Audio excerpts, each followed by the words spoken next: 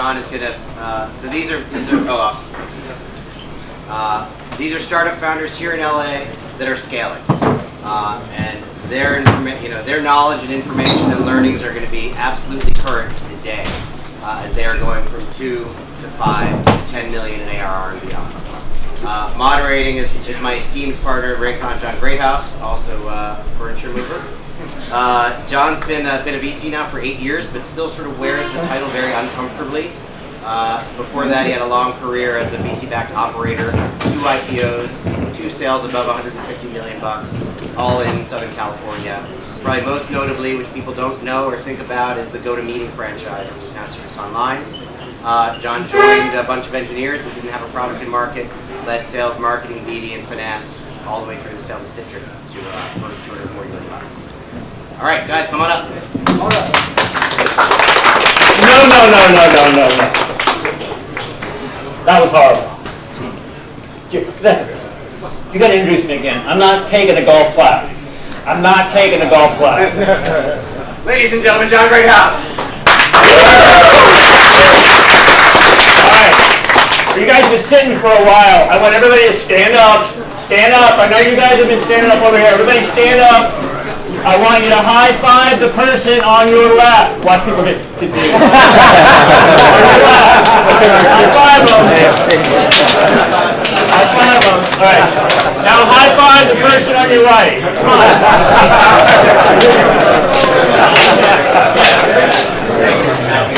Somebody get a picture of me high fiving her. All right. See, I gave you guys a chance to sit down. That worked, right? All right, you guys can sit down now. I'm going to start the timer, and we are going to keep this brisk. All right, so I am a partner of Raycon Venture Partners, as Jim mentioned. I also am a professor at UCSB, and I demand silence in my classroom. I'm just kidding. No, but I've been accused of having the world's longest introductions. So the way I'm going to get around that today is I'm going to let these gentlemen introduce themselves, right? So this is the JAR panel, Jerry, Ara, and Reed, and I will let you guys go down the line 23 seconds or less. Who you are, what your company does. I'll make it easy. My name is Ara. I'm one of the founders and CEO of ServiceTitan.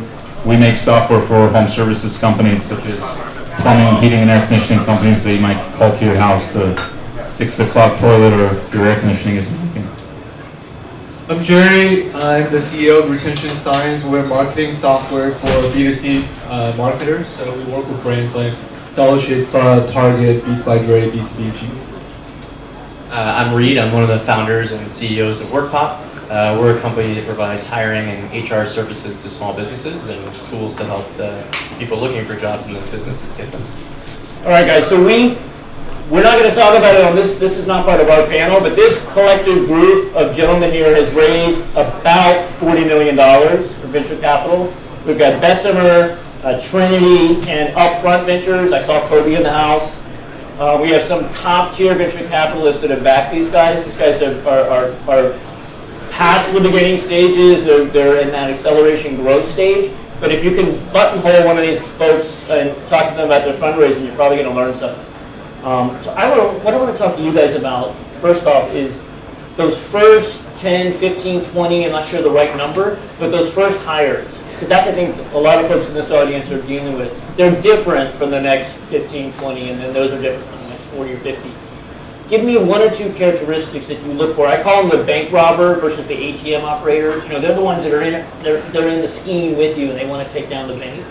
Can you give me a couple of characteristics that these folks should look for when they're trying to figure out, are you a bank robber or are you an ATM operator? Go for it. I'll give you 2. So I think for everyone that we bring in, particularly on the developer side, we look for people that have done work outside of their core jobs. And so if you're a developer and you can just point to, hey, I worked at Microsoft or I worked at Google, and the only thing I built when I was there, then do you really love it? Is your passion? So when we're hiring technical talent, we want people, we can go to GitHub, we can look at their repos, we can see work that they've done on their own, that are their passion projects. Because those are the people that when they leave the office, they're going to keep working on the stuff that we want them to work on. And then the other one, we learned this hard way, is we look for happy people. as cliche as it is, like if you get someone in the interview and the first 2 minutes, like my last boss was an asshole. I'm gonna swear a lot because you guys are getting tired. Then you don't want to hire that person because you might think, oh, that last boss was an asshole. He's gonna say the same things about your company when you leave, and or she. It's going to be a hard culture fit. So I think those are two that we. I couldn't agree more. I used to tell people they'd want to hire somebody, and I would say, you can't make that person happy, right? I know that they've had 3 disasters in a row. I don't want to be their 4th, so I completely agree with you. One of the qualities I always look for is self-improvement. So I think that. But how do you measure that? Like, what specifically do you look for? I think just people who, when you ask them, like, what are some of the things you're looking for in your next career, they really want to broaden their horizon. They want to better themselves. Maybe they were managing people, and now because they're joining a startup, they feel like they can move up the ladder a little faster. Okay. Want to find people that are self-doers and they don't need to be told what to do, and just really problem solvers. Because I think. So how would you, when somebody says to you, Yeah. "Hey Jerry, I don't need to be told what to do," Yeah. what would you look for to demonstrate that, as opposed to me telling you that? So one of the things that I do in the interview process, I never ask them about what they did in a previous job, because I feel like resume is really a collection of it's teamwork, and it's really a matter of how much you claim, how much you did. Right. So I really asked about what's their upbringing, how did they grow up, because I think that it really shows character. And then I asked them what's one of the things that you something that you failed that you were able to overcome. Yep. And then so I think those things those stories will really tell you a little bit about their personalities and how they persevere, about the characters. Yep. I think Brett earlier talked about, startups, there's no I in startups, and it's really about finding people who are flexible. And I think building startups, you guys all know, it's really hard. It's emotional. You go through roller coasters, so you gotta find people that are, at the end of the day, understand that, and whether you don't want to find people that don't know what they're getting. Well, and I think it's important to break down in the early stages when you're hiring these bank robbers, not the other Yeah. folks. It's important to break down that artificial barrier that's natural in an interview, right? You ask a question, I give you a bullshit answer. You ask another question. So I would try to ask, kind of, maybe not off the wall, not inappropriate questions, but things like, hey, come on, what was your nickname when you were growing up? And you get 2 reactions. You get the F you, like, what do you mean, what was my nickname? Or you get somebody that laughs and goes, you're not going to believe it, but it was stinky, or whatever. And then you get a whole different conversation. So ideally, you would find somebody who's built and executed the playbook before, but those are unicorns, and they're hard to find. It's very hard to convince them to join a brand new startup. Short of that, if you got to pick from what's available, 2 things I always looked for in the initial set were raw horsepower. Ultimately, you're looking for somebody who can figure out the playbook. Oftentimes, that's a process of elimination.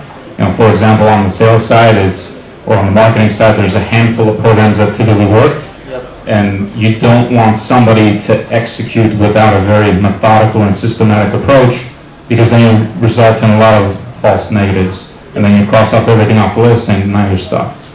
So I generally find if you have people with really high raw horsepower and intelligence, they can figure the playbook out. And the second part is, because it's just a tough grind, it's such a long road ahead, you need people who are extremely committed, extremely curious and passionate and dedicated. And that's the other category. If I have those 2 things, it's always been a success. Well, I love the way you use the word playbook, because that's the way I would define it. Can this person write the playbook? Because we haven't written it yet. Or are they really someone that I need to hand the playbook to? And there's nothing wrong with either, but you have to understand which person you're sitting across from. And it's a completely different skill set. Absolutely. In my example, the guy that I would ask to figure out the playbook, I almost by default know that's not the guy to scale and execute the playbook. Right. Of course, I'll give him a chance. I'll give him all the coaching, and if he can do it or she can do it, amazing. But very, very rare. It is rare. I have a question for you, Jerry. So, your business was not unique in the sense that it took a little longer to get that revenue. It always does. But that's why we're optimistic entrepreneurs. We always expect it's going to happen faster. But I'm curious, in your case, was it a matter of market readiness? Was it a matter of just the market wasn't quite ready? Or was there something that you did differently, or you sort of modified your approach and all of a sudden saw that traction? Yeah, for us, and I think 2015, personally, it was a year of growth as a CEO, and both from hiring the right folks to really take the business to the next level. For us in particular, I think it was a combination of business model and the market really readiness. Right. We were very, very fortunate that one of our first 10 customers, one of them was Target. And being a product guy who's never sold a thing, I got very, very lucky. I closed a close to $1 million deal with Target. And so I wouldn't call that luck, by the way. A lot of hustling, There you go. a lot of happiness, and a lot of, not Writing following the the playbook, playbook. right? And then so I think we made a mistake of really going down path and thinking that we can duplicate that 10 times if I just duplicate by hiring a lot more salespeople. Right. And I definitely went out and looked for what I think by venture investor standards, what a great looking sales exec look like. They look great on paper. They look way better than I do in front of an audience, and they have better suit jackets. But I think that we went after sort of the biggest enterprise, and then we really forgot that in the middle there's a sweet load of customers that you can get on and actually acquire within a much shorter sales cycle. Right. So I think it's a combination of identifying the right business model, and also we were just really chasing the biggest logos, and then so we're saying that literally we cannot onboard any clients that are below $100,000 in ARR. And that's a very, very hard thing to do for a business that's literally a year and a half old. Yep. And just because we did it once doesn't mean we can do it 10 times within a very short period of time. So those are some of the things that I experienced in the early stage of building retention science. And then later on, we kind of tweaked the business model, and then things just started clicking. We literally doubled our client counts within the last 6 months, and you just start seeing things happen differently.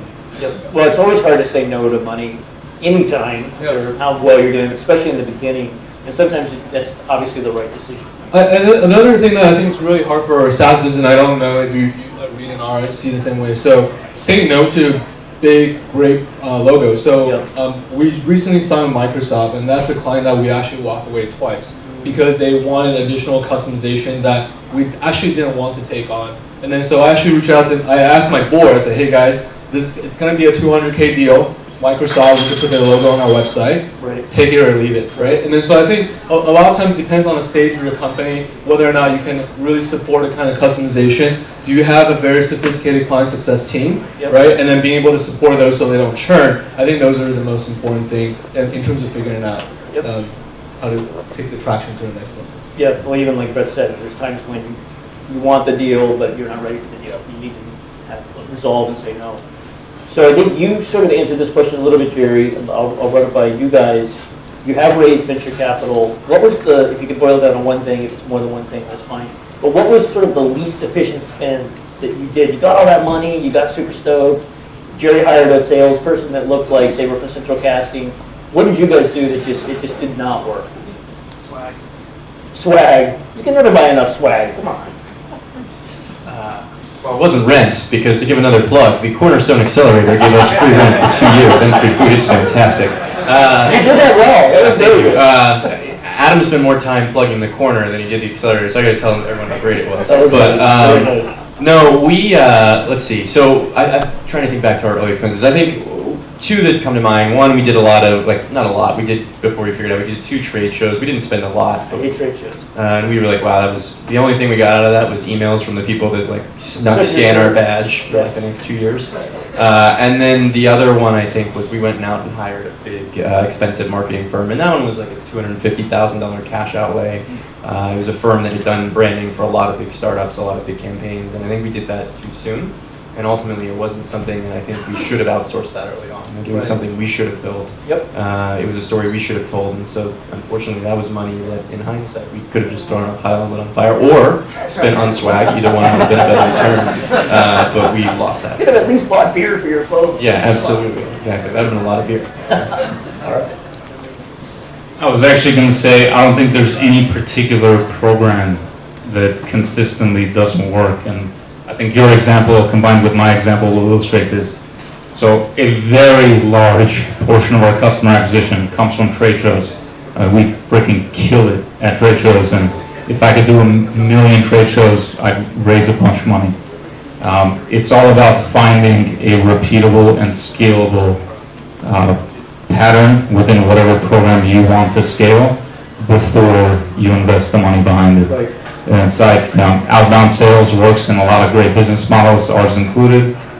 But if you're going to raise $5 million and hire 20 SDRs before you figured out what messaging works, what cadence works, how you get past the gatekeeper, etc., you're going to blow through a whole ton of money before you figure it out. Exactly. Yeah, if you don't have the right kind of leads. And just to caveat, my trade shows suck. They suck because most of the time startups just don't have the mass to really get it done. They end up in the little 10 by 10 ghetto in the back, and they spend all this money and wonder why they take leads. And also, all trade shows aren't created equal. I mean, there are some trade shows that are spot on, right for your company, and it's a lot harder. So again, you guys have raised sizable money from first tier venture. I'd love to hear your thoughts on getting the most out of that board. So now you got all these smart people around the table. Other than them telling you to go to more trade shows, like how do you manage those people and get the most out of them? So I guess I can give who's on our board, and then we can talk. So Dan Skolnick from Trinity, who's also on the board of Docker and New Relic. There are two companies that are smaller than us. That's not true. He was the founding CEO of Flurry. So Dan comes from an engineering background, and for us, was an interest. We wanted someone as our first investor from a firm who was a founder CEO, because we wanted someone who had been through the pain. That was really important to us, and Dan gave us that. Our other board member, aside from Chris, my co-founder, and myself, is Biz Stone. Biz and Dan could not be more diametrically opposed. Biz is a creative designer type, and Dan is very much a developer tech focus. And I think we looked for people who brought expertise into the picture that we didn't have. And then I think the other thing we've learned is, this is my rules, I think you fall into one of three categories for your VCs, and you can tell me I'm wrong, but you're either like at the very bottom, so you're on the verge of like going under, and so you desperately need money, or they're trying to get their money back. They care a lot about that. You're at the top, so you're about to return the fund. So you're a public company, you're killing it, and they're like, oh yeah, I'm gonna get my carry on this. And then you're somewhere in the middle, which is you're doing well, you haven't made it to that level yet, and when you're at that point, I think a lot of the impetus falls on you as the founder to really seek out your investors and ask for what you want.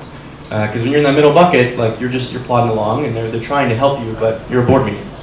And so I think what we found is we have to be very smart about whether it's going to Biz to ask for exposure or introductions, or going to Dan to ask for operational things. We at this stage have to be very proactive in getting things out of our board. Yeah, I think we have good intentions, and that's about all we have. So you have to give us to do. And something else I've seen CEOs do well is sort of get a little competitive element going between the various board members. Hey, John got me a couple leads. What's going on? You know, do it in a nice way, because we are competitive people, right? We want to deliver for our companies, and a CEO that can manage that can get more out of their board than otherwise. Or do you have something to add, Art? Or Jerry? Sure. I've been, we created a board about 2 years ago. So my board consists of Kirsten Green, who's also on the board of Dollar Shave Club, Bonobos, Warby Parker, very, very well respected lady in the VC industry. And also Greg Benelli from Upfront, who was a CMO at Nordstrom Hotlook, and he was also a GM at eBay, which was responsible for eBay acquiring StubHub.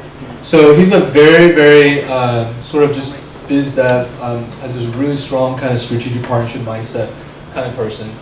So when I was raising Series A, I purposely went out to look for people that really complement my skill set, and just because I'm not a natural networker, and I actually don't like it. So over the course of the year, I had to learn. And then I think one of the things that my board actually tells me, the two things that they constantly tell me is go spend more and go out and network more. Because I'm a product guy. This is my third company, so they know what I'm good at, and they know what when I get into the business, and I have the tendency of getting really hands-on with my business, and because I love product and I'm deep in the weeds. And so my board would be like, hey guys, hey Jerry, I need you to go talk to these big companies and then go build out these partnerships, because no one can sell the way you can, right, as a founder. So I think that's really important. Another thing that I find the board really useful is not so much the board meeting itself, but when you have on average, they last about 3 hours board meeting, sometimes 5 hours if you haven't met for a while, right? So to me, the most useful time, the most useful part of a board meeting is actually the preparation that leads to the board meeting. Yes. Because I think it's the time that leading to it, and you're preparing for your board deck, and you're really trying to figure out what's that story you're trying to tell. What have you accomplished from the last board meeting to this board meeting, and what are some of the things that you're looking to accomplish past this board meeting? And then so when you find, I think Adam said it really well, because most of us are just way too busy, and so. Having a board actually really forces you to to slow down and kind of think about that on a high level. So I think that I try to be very genuine, honest about the things that we're not doing well, and also most important things that I'm not doing well, and then also ask for help. So I think I try to have a really genuine and real relationship with my board. I try to figure out what's the best way to ask certain questions. There's certain questions you ask over a phone call, certain questions you ask over an email, and certain things that, quite frankly, certain decisions are not made in a boardroom. You talk about those, and you actually try to help people understand, help your board member understand where you're coming from, and then by the time you get to the boardroom, and then everyone together come to a decision. I think we're still at a stage where it's early enough that we haven't had super conflicted opinions, but there are definitely times that people, my board members will say, hey, there's two different routes, and then they can stand behind both, but then at the end of the day, the board can only fire you. They can't make a decision for you. Right. And then so if you have a good board. And then so I think part of it's all like how you leverage them, communicate to them, and then manage them. Yeah, no, I think you're right. It's a time to be reflective, and I certainly don't want to sit down in a board meeting and be told a pivotal, important decision needs to be made, and I've never heard anything. I have no background, no context. That's absolutely not the right way to manage that. There's probably a lot of great advice around how to operate a board, and I know there's some good books. I think it was Brad Feld, Fred Wilson, one of those guys that wrote one. But I think similar to how the best way to have employees that are very, very helpful and valuable, it's not so much about how you manage them, but first of all, make sure you pick the right people. Same thing applies to your board. I feel I'm incredibly blessed to have what I would call the two best investors in the world, Byron Dieter from Bessemer and William Su from Market Capital here. Those guys not only are incredibly helpful, they understand my market, they understand our product, they understand our business model, they're incredibly dedicated, committed, but most importantly, beyond being investors, they're just sincerely authentic and genuine people. And I think maybe the only person in this room that might understand what I'm saying is Adam Miller, because he works, Byron was his investor. But if there was another entrepreneur in the middle of Africa that was hesitating about taking a round from either of them, I'd personally fly out and give them the confidence to close the deal. But you really do need to evaluate that particular board member just as you would, a wife, a co-founder, anybody else who's going to play a very meaningful role in your life, because they can either be insanely helpful or just completely mediocre and a burden to deal with. And I'm very fortunate to have the former. And I didn't mean to short shrift any of the local investors that backed you guys as well. I know Double N and Mucker and others, so I don't want anyone's feelings hurt. I just named the Series A guys, sorry. So I'm interested to hear if, I know some of you have kind of broken through the 10 million ARR, some of you are on your way. What is, either was or is, depending on where you are on that scale, the single biggest bottleneck that you either foresee or that you had to deal with? Because again, I think this audience hopefully will all see that same bottleneck or a similar one and bust through it. So there's a handful of key drivers when you think about the entire kind of workflow in the business. You generate pipeline, you close the pipeline, you onboard or you activate the revenue, then you retain it, then you expand it and upsell it, and so on and so forth. And then you need to hire the talent and have the back office operations to support it all. I don't think there's any one particular one of those levers that is always the same bottleneck. It's always, it's one until you fix it, and then, it's pipeline until you create tremendous pipeline. Now your A's have too much pipeline to work with, and you have to solve that problem. Right. Then you fix the closing problem. Now your onboarding team has way too much revenue to activate, and that becomes a problem, and you solve it. And then, your salespeople made all these grand promises to your customers. Now you need to figure out how to patch the product and retain them, and then now you have a sizable customer base, and there's huge opportunity to drive customer success and expand revenue. And once you do that, now you're like, got to get more pipeline, and so pipeline becomes the next problem. And I think what's important is to try and, as much as possible, solve those simultaneously. But given you can only have so many priorities, it's never possible. It's all about shortening the cycle. If I can do all of those in 6 months as opposed to do all of those in 24 months, that makes a big difference. Well, I think the key is knowing which of those to solve when, because yeah. all the constituents are going to tell you their problem is the biggest. The analogy I like is like a lighthouse. That light shines on something specifically, but it keeps shining on something different specifically. And everyone at the company has a chance to be the hero, but not at the same time, right? So you almost have to figure out, okay, now it's customer success's turn because we have all these sales that we now need to make successful on down the line. Completely agree. And the way to monitor that is you got to be on top of your metrics. Right, right. I would say there are two things for us. Product market fit, and I think a lot of us in the early days, and I think Jason actually writes about it in his blog. Like if you're doing about 1 to 2 or 3 MRR, I think he says don't give up. You've got something, keep going. And then, but like obviously once you get to 5 to 10, that's really the scaling phase.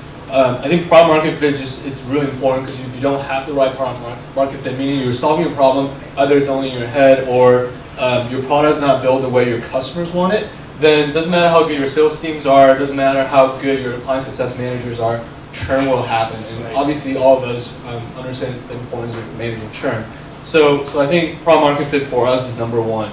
I think we failed to do a really good job in the first 2 years of the company because we had all these really ginormous clients that we're trying to really accommodate to their needs because we wanted to keep those clients happy. And that definitely slowed us down in terms of building a much more scalable product that enable us to get to $10 million quicker.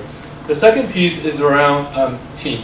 I think as a CEO, and I don't know if Ara and Ree spend the same amount of time, but I probably spend over 50% of my time trying to hire the best talent I can.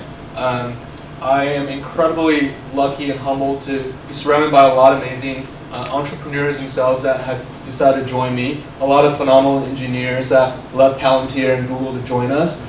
We do machine learning and predictive technology, so it's the kind of people that Google, Netflix, Amazon want to hire. So it's really, really hard for me to actually keep those talents and then build out world-class technology, right? So I think it's really, really important, and that supports scaling because if we can, right now we're processing 1 billion transactions each day. We're processing 2,000 customer interaction per second. So if we don't have the right team to actually support that kind of scalability, we'll fail. And then so I think to me it's those two things are the most important to getting to 10 million. I would agree 100% with product market fit, and the second one too. I mean, I think a lot of startups kid themselves. Like they're like, oh, we're here, so then you go spin up marketing. And like, oh, it's the wrong marketing channel. If I just spend more, then people will see it. Like, they're still not buying it. And I think that's the first one. Like if people want to use your product, if they see a value in it, then they will pay for it and they'll pull those people through. Yep. I think first, and like that is the biggest one. Like if you can nail that, then there's execution around the rest. And I think the second is really around being able to identify the people in scalable ways that do have a fit for that product. And so you find product market fit for a bunch of people, you then go spend a bunch of money advertising to folks that weren't in that initial cohort. Right. And so I think you're right. Like you can beat around it, but at the end of the day, like you can fake it for a while. Like you can go out there, you can generate sales, you can strong arm them through. But if people don't see value in your product, then you're not going to keep scaling. Yeah, and that's a critical point that we come in typically pretty early stage. It's one thing for the CEO, these folks up here with passion and intelligence and high IQs and EQs and all that to be able to sell something. Can you then hand it off to a less passionate, not just passionate person, see that transition happen? And there's a business risk there. We all know that there's a difference between somebody that's making 80K and getting a commission versus somebody who's heart and soul in it. So I'm holding people up for the bar. We're going to stop. We got one more question. If you guys, Ara had mentioned metrics. If you can give us 2 or 3 metrics that you drive your business off of that are less obvious. We all know ARR, MRR, and all that good stuff. Are there other things that you look at that just maybe aren't as obvious? So you could give Jason a blog idea, basically. Yeah, absolutely. I came from Zynga, where we looked at every number under the sun, almost to the point of failure. So our team does the same. I think there are 2 that we hold. So at YouTube, for example, their metric that they care about a lot is minutes watched, right? Because if you watch a lot of videos, then everything else will follow you there. You're engaging, you're retaining. Our equivalent in our world as a marketplace for employment is hires, which when you hear, you're like, oh, of course, you're a jobs marketplace. Of course you care if people get hired. That's not usually the case, right? Like if you think about job boards, you churn. You go to an ATS, you leave. They don't know if you get hired. So we think about that as our number one indicator. Like if businesses aren't hiring and if people aren't finding jobs, then our platform is unhealthy. Yep. Why are people paying us if that's not true? No, but I think people steer away from it because they find ways to say, oh, it's not right for me is NPS. So we actually look very closely at Net Promoter Score, which is really hard in our world because if you think about it, a lot of the people that come to our site won't find jobs, particularly in a market where unemployment is at like just below 5%. You don't necessarily have the most talented people in the labor pool. And so I think NPS can be a good barometer of like, are we really doing, do customers really like our product or are they really saying? Well, I think NPS went up the hype curve, right? There was books and everybody was like, we'll solve all your problems. Yeah. It's a diagnostic, right? But I think it does give, and there's lots of ways to measure that. But I think ultimately, those are two that we look at that I think matter to us a lot. Right. I would say one of them is your conversion rate from qualified opportunity to an actual close up. So the reason why I think that's really important is that when you look at your entire sales funnel, for us as an enterprise sales company, it's pretty long. Sometimes a deal that's $300,000, it could take as long as 6 to 9 months or 12 months. Sure. Sometimes 15. I hate those, but they happen. Right. So if you think about it, it's really important if you look at your top of funnel from the leads, whether it's inbound, outbound, and then when they get to qualifying stage where your SDR, BDR are qualifying them, to when you hand that off to an AE. That particular time is really, really important because that basically indicates how efficient your sales team is. And I think that's really important because one, you don't want your sales team to waste their time closing deals that are not well qualified. So what is your optimal, if you're willing to share it? So right now we're at about 33%. So about 1 out of 3 qualified ops, we can close them. And that's including with basically when there are competitors involved. And sales qualified lead or marketing qualified lead? Sales qualified lead. So even if it's a qualified marketing lead, basically means inbound, and then someone talks to them, we still make sure that the BDR gets on the call and making sure that one, you can afford us because we're probably the most expensive product in the marketplace, and then two, you are looking to buy within the next 2 months. Otherwise, we don't hand off to a salesperson just because we don't want this AE to waste time. And then, so I think that's really important just because we're a small team, and I think our team is a lot bigger, but for us, it's really important. We really cannot spend time on deals that's not going to close this quarter because we're under a lot of pressure, right?